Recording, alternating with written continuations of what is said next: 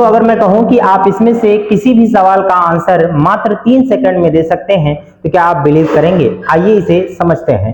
देखिए इसका आंसर क्या हो जाएगा, मैं बस जस्ट इसे देखूंगा और इसका आंसर बोल दूंगा। और इसका आंसर भी देखिए हम इस तरह से इनको चेक करते हैं और इसका आंसर भी हम बता सकते हैं कि 1/√3 हो जाएगा। और इसका आंसर भी अगर मैं कहूं तो इसका आंसर भी हमारा 1 आ जाएगा। और अगर इस क्वेश्चन को मैं रीड करूं थोड़ा सा एनालाइज करते हुए तो इसका आंसर भी हमारा कितना आ जाएगा दोस्तों, ये भी हमारा 1/√3 आ जाएगा। जी हाँ, इसका आंसर आप भी मात्र 3 सेकंड में दे सकते हैं, लेकिन ऐसे नहीं, पहले ट्रिक समझेंगे फिर इसे आसानी से आप सॉल्व कर पाएंगे। तो आइए समझते हैं क्या है ट्रिक।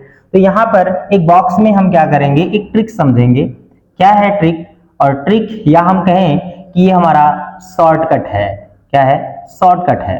तो आइए समझते हैं। सबसे पहली बात, एक कंडीशन होनी चाहिए, if θ1 plus θ2 equal to 90 degree हो, तो ऐसे केस में हम जब भी tan के साथ θ1 इंटू tan θ2 इक्वल करेंगे तो ये हमारा आंसर 1 ही देगा।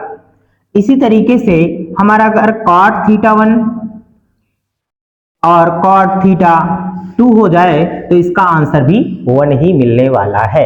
ये हमारा बहुत ही खूबसूरत सा एक शॉर्टकट है। और आइए समझते हैं इसको इन सवालों के लिए। देखिए θ1 प्लस θ2 दो एंगल का होना चाहिए। तो अब इस सवाल को देखिए कैसे हमने इसका आंसर 1 लिया है।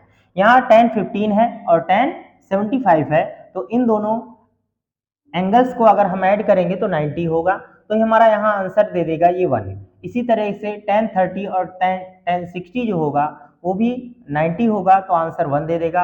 और tan 45 डिग्री की वैल्यू जो होती है वो ऑलरेडी 1 होती है, तो 1 का हम अगर मल्टीप्लाई करेंगे तो 1 मिल जाएगा। सिंपल है। और इस तरीके से इस क्वेश्चन को अगर हम सॉल्व करें तो देखिए यहाँ पर हमें पहले से ही बता रहा है कि tan 5θ और 4θ इक्वल 1 आ रहा है, यानी मल्टीप्लाई अगर 1 हो रहा है तो इन एंगल्स को ऐड करेंगे तो 90 हो जाएगा। सिंपल। तो हम यहाँ कर दें कि 5θ प्लस 4θ इक्वल हमारा 90 हो जाएगा। तो हम यहाँ कह सकते हैं 9θ इक्वल 90 हो जाएगा। ये इससे कैंसिल हो जाएगा तो थीटा की वैल्यू 10 आ जाएगी। तो थीटा अगर 10 है तो 10 3 जा 30 हो जाएगा और tan 30 की जो वैल्यू होगी वो हमारा 1/√3 ही होता है। बहुत ही सिंपल है। आइए इसे भी समझते हैं। cot इसमें दिया है cot 11θ cot 7θ इक्वल 1, तो हम कह सकते हैं 11 और 7 मिलके कितना हो जाएगा 18θ, ये हमारा हो जाएगा 90 के, और 18 25 90 हो जाएगा, तो थीटा इक्वल हमारा 5 आ जाएगा। तो यहाँ पर 5 9 45 होगा और tan 45 डिग्री की वैल्यू 1 होती है। इस तरीके से हम आंसर दे सकते हैं।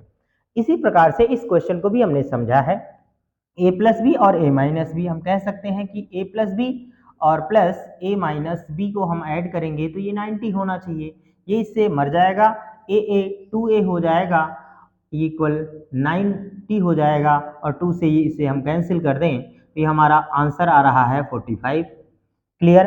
अब अगर यहाँ पर हम 45 लगाते हैं, आप चेक करिएगा, tan 2 है, a की जगह पे हम 45 लिख देंगे और अपॉन में 3 करेंगे तो ये हमारा 15 तियां 45 हो जाएगा, 15 दूना 30 और tan 30 अंश का मान इतना होता है।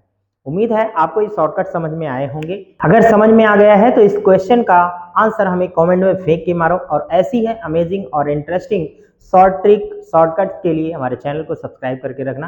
मिलते हैं अगली वीडियो में एक और जबरदस्त शॉर्ट ट्रिक के साथ। तब तक के लिए good bye. Thanks for watching this video. Bye bye.